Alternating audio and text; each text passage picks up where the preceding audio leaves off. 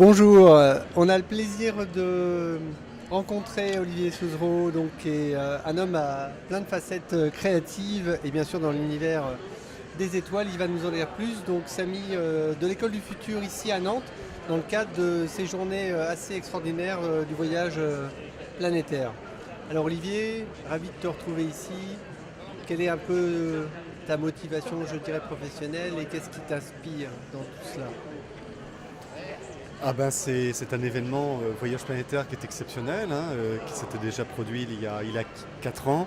J'ai eu la grande chance il y a 4 ans d'être très intégré au projet donc, de cette ouverture grand public parallèlement donc, au colloque de planétologie, à la mise en place donc, de cette manifestation grand public par différentes facettes. J'avais différentes casquettes puisque je représentais le centre François Viette, qui est le laboratoire d'histoire des sciences et des techniques de l'Université de Nantes, donc en tant qu'historien des sciences. Je me représentais moi-même aussi puisque j'avais certaines de mes astrophotographies comme cette semaine de nouveau qui sont présentées, donc des astrophotographies entre art et science. C'est vraiment un univers qui t'est très personnel, celui-ci. C'est ta sensibilité et ta façon d'explorer de manière plus, je dirais, poétique. Cet univers fantastique qui est celui du ciel en fait. Oui, c'est vrai,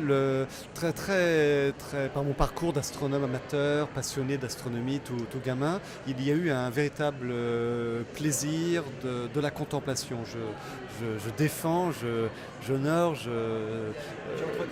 j'entretiens cette idée de rêver, de contempler, cette beauté de l'univers, beauté qui bien entendu est un qualificatif très humain, bien entendu, mais de cet émerveillement, s'émerveiller effectivement, être curieux. Et ça s'est traduit professionnellement par tout un travail qui est entre science et art, où je vais me servir de mes connaissances scientifiques pour calculer éventuellement la position d'astres dans le ciel, déterminer finalement des rendez-vous astronomiques, amoureux avec les astres, pour les photographier avec une recherche artistique, pour essayer d'associer des événements astronomiques du point de vue terrien, du terrestre, ce qui fait que sur la plupart de mes images, effectivement, j'essaie beaucoup d'associer un événement astronomique dans un paysage choisi. Oui, donc un rapport à l'humain et si je peux me permettre la parabole, les pieds sur terre mais la tête vraiment dans les étoiles. Et du coup faire cette association entre cette culture professionnelle qui est la tienne en tant qu'historien et je te qualifie quand même d'astrophysicien, enfin en tout cas quelqu'un qui connaît bien ces problèmes-là. Tu as fait aussi des travaux tout à fait pertinents et très remarquables autour de l'astronomie et tout ce qui est navigation maritime, avec toute l'histoire spécifique qu'il y a à Nantes dans les enjeux du commerce de cette époque-là, et de la navigation, donc bien avant l'émergence de ce que tout le monde connaît aujourd'hui, le GPS. Avant ça, il fallait bien qu'on se débrouille autrement. Et donc ces fameuses horloges dont tu nous diras à une autre occasion davantage. Et puis il y a un dernier univers qui est le tien aussi et qui est assez un voyage dans le temps finalement, ce que tu nous proposes au travers d'une association. Alors, c'est une association effectivement dont on parle qui s'appelle l'association Méridienne, qui est très présente effectivement là, dans le cadre de voyages planétaires, qui est née par ce travail dont tu parlais de recherche en histoire des sciences sur les observatoires de la marine, sur les techniques de navigation astronomique, sur comment faisait-on avant le GPS effectivement. Et tout ce travail de recherche m'a amené à rencontrer des gens, des capitaines au long cours, des officiers de marine, des professeurs d'école à marine marchande, des physiciens, des historiens des sciences, des amateurs de ces beaux instruments, des collectionneurs, parce que ce sont des instruments souvent extrêmement beaux, et des gens qui souvent étaient assez exceptionnels, mais qui ne se connaissaient pas entre eux. Et donc j'étais un petit peu cette interface finalement entre différentes personnes de milieux extrêmement différents. Je me suis dit, mais ce serait assez intéressant de les réunir et puis voir si la soupe, l'alchimie va fonctionner. Et ça fonctionner au-delà même de mes espérances, et on a créé l'association Méridienne, qui est une association qui a plusieurs missions, dont celle de préserver le patrimoine scientifique et technique de Nantes et de son estuaire, on va dire, mais aussi de reconstituer, on dit bien reconstituer, des instruments de navigation de l'époque médiévale jusqu'à l'aube du 19e siècle, ce ne sont pas des facsimilés, ce sont des instruments reconstitués dans les caractéristiques techniques de l'époque, mais recalculés dans les données astronomiques actuelles.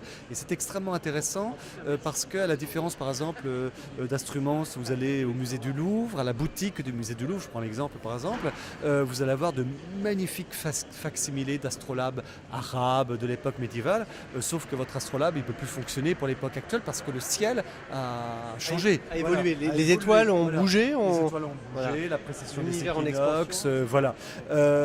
Donc vous avez un bel instrument mais qui est plus utilisable. Alors que nous, on va reconstituer ces instruments effectivement de l'époque médiévale par exemple, mais on va totalement les recalculer pour les données astronomiques de l'an 2000, ce qui fait que ces instruments on peut les prendre dans la main, ils ne sont pas fragiles, enfin ils sont fragiles mais ce ne sont pas des instruments patrimoniaux, on peut les utiliser et du coup on apprend tout d'un coup, lorsqu'on a un astrolabe effectivement médiéval dans la main et puis qu'on apprend à l'utiliser et ça marche, et bien là C'est fantastique. c'est fantastique. Et l'astrolabe, alors peut-être pour les jeunes en particulier de l'école du futur qui ne connaissent pas ça, qui n'ont pas eu l'occasion d'en utiliser, d'en manipuler, c'est quoi un astrolabe? L'astrolabe, c'est l'iPhone de l'époque médiévale ou de la Renaissance. C'est un instrument où on dit qu'on peut faire 1000 choses avec. Peut-être présente mieux, mais c'est pas loin quand même. Un astrolabe, c'est un instrument, grosso modo, c'est la voûte céleste mise à plat, on va dire, et qui permet de reconstituer, par exemple, le ciel étoilé qu'on va voir pour n'importe quelle heure, à n'importe quel moment de l'année, à différents endroits de la Terre, puisque vous aviez des sortes d'options, on va dire, qui permettaient on avait des sortes de modules, en fait, voilà, qui permettaient de se mettre à la latitude du lieu que l'on souhaitait être à la surface de la Terre. Ça permet, par exemple, de savoir, c'est une machine à calculer, on va dire, ça permet c'est l'équivalent du stellarium de nos applications sur l'iPhone. Une carte graphique du ciel, Qui permet de savoir réglable. à quelle heure le soleil va se lever à tel moment de l'année, à quelle heure telle étoile va se lever, la durée du crépuscule nautique, du crépuscule astronomique. Ça sert de boussole, mais de boussole avec le nord véritablement géographique, quoi, et non le nord magnétique. Ça permet de mesurer la hauteur d'une cathédrale, ça permet de faire de la topographie, De l'architecture. C'est un instrument absolument extraordinaire. Absolument. Donc en fait finalement, que ce soit des outils smartphones très modernes, il y avait beaucoup d'ingéniosité, de créativité et déjà cette dimension d'ailleurs en particulier, on en parlait avec d'autres collègues dont Bernard Fouing, spécialiste de la Lune pour l'Agence spatiale européenne, c'est cette époque du siècle des Lumières, du siècle du romantisme aussi où les arts et les sciences étaient beaucoup plus mêlés et interconnectés et du coup permettaient de créer toute la beauté qui fait d'ailleurs notre culture occidentale ou au-delà. Et la mixité des différents courants culturels, comme ça a été le cas des Maures dans le sud de l'Espagne, avec Grenade, et tout l'apport des mathématiques et en particulier de l'astrophysique, ou bien encore des Chinois qui bien avant les Européens, sur certains aspects, avaient déjà une cartographie très très fine du ciel et une évolution de ce ciel. Parce que ce qui est important, et c'est ce qui fait la magie aujourd'hui des données qu'on peut mettre à disposition au grand public en particulier, c'est qu'on peut voyager dans le temps et dans l'espace. Oui. Donc on a aussi des applications assez fabuleuses, françaises ou étrangères, de cartographie dynamique qui permettent en un lieu donné de nous donner de manière précise la position des étoiles, des planètes, ou même comme on a pu les uns ou les autres l'observer début de cette semaine, aller choisir un lieu et aller observer l'éclipse totale de lune dans les meilleures conditions possibles en fait, ce qui était quand même très difficile à faire il n'y a pas si longtemps que ça. Absolument. Ouais, ouais. Et c'est vrai que ce lien entre science et art à l'époque des Lumières était très fort avec la littérature, avec Voltaire qui met en application les lois de la gravitation universelle de Newton dans la fameuse nouvelle Micromégas, ou lorsque l'on voit également à l'époque de Fontenelle des pièces de théâtre ou des ballets sur les comètes par exemple, donc, où il y avait véritablement une interaction très très forte effectivement entre une découverte scientifique, d'une théorie et puis le monde des arts effectivement. Ou les phénomènes comme les comètes de Halley qui passaient à cette époque-là et du coup qui avaient bouleversé les foules de la Terre entière ou pas loin. Que peut-on dire également d'un élément extrêmement important, c'est-à-dire l'identité justement de cette poésie et de ce rêve qu'incarne en particulier, et pas seulement, mais Jules Verne et la ville Nantes qui est la ville de Jules Verne. En quoi ça a pu influencer ou aujourd'hui ça irrigue tel ou tel aspect de ton cheminement en fait, tant personnel que professionnel? Oui, c'est vrai que Jules Verne a joué et joue un rôle très important dans, dans- dans mes rêves, effectivement, de voyage en particulier scientifique. Hein. Dans l'œuvre de Jules Verne, il y a cette idée, effectivement, de la beauté du monde, de la contemplation, de la curiosité. Lire un roman de Jules Verne, c'est un voyage géographique parce qu'on voyage, on va à la découverte du monde. C'est déjà le voyage. C'est le voyage encyclopédique parce que lorsqu'on lit Jules Verne, effectivement, on apprend. Voilà, on est curieux. La curiosité Oui. n'est pas un vilain défaut. Il y a Voilà. un contenu, une structure Il y a scientifique un contenu fort. scientifique. Jules Verne est un vulgarisateur de science, effectivement. Et puis c'est le voyage initiatique. Voilà, faire un voyage avec Jules Verne, c'est faire un voyage vers un bout de soi-même également, à l'intérieur de soi-même, avec une évolution effectivement de la personnalité et d'un parcours initiatique. Donc c'est vrai que Jules Verne est très important pour moi. Alors il est présent dans Voyage planétaire à travers mon travail, puisque réalisant depuis quelques années toute une série documentaire de 64 épisodes qui passent sur Télénantes, notamment de 13 minutes chacun, où je raconte un roman de Jules Verne à chaque fois. Et donc les romans de Jules Verne qui traitent particulièrement de l'espace, mais aussi de 20 milieux sous les mers, Voyage autour de la Terre, passent en continu. Je crois que c'est le matin en particulier, dans le forum des sciences de Voyage planétaire. Très bien. Bon, on aura le plaisir aussi de les diffuser dans le cadre de notre réseau de près de 25 000 jeunes autour du monde et pourquoi pas d'en faire des versions dans d'autres langues puisque aujourd'hui on a une bonne partie qui sont francophones mais pas que. Il y a la Colombie qui s'ouvre depuis quelques semaines. Également on a nos partenaires en Australie. Enfin bref. Et puis bien sûr Madagascar où aujourd'hui on souhaiterait, même si c'est francophone, avoir un contenu à chaque fois qui soit dispensé dans la langue locale. Voilà. Merci pour ce voyage maintenant dans notre présent grâce à ta contribution et à toute l'énergie que tu mets dans ces ouvertures au sein de cet événement à nouveau à Nantes.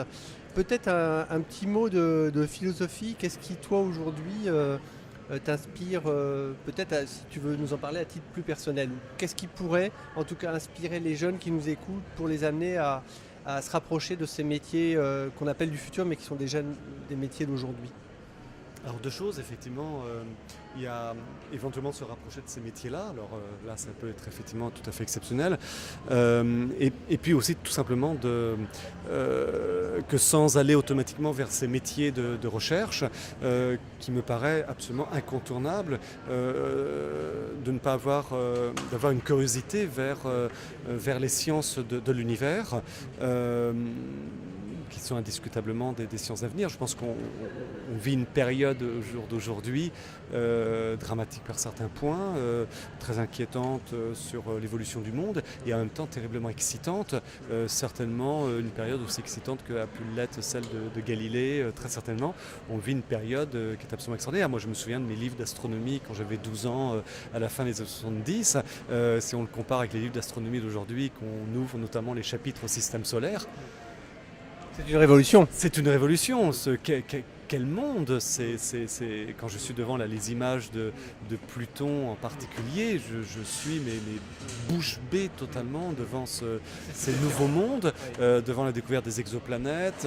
Et puis une des questions, je pense, qui était du domaine de la science-fiction, du domaine des rêveurs, qui est la question de l'exobiologie aujourd'hui, de l'astrobiologie, etc., qui aujourd'hui est une question quand même très d'actualité, qui est une question totalement fondamentale. Sommes-nous seuls dans l'univers? Et j'ai hâte qu'on en ait la réponse, et je pense je vais employer un mot vulgaire, je m'en excuse, mais quelques connards sur Terre, j'espère qu'ils verront ce genre d'informations, parce que, désolé d'employer ce terme-là, mais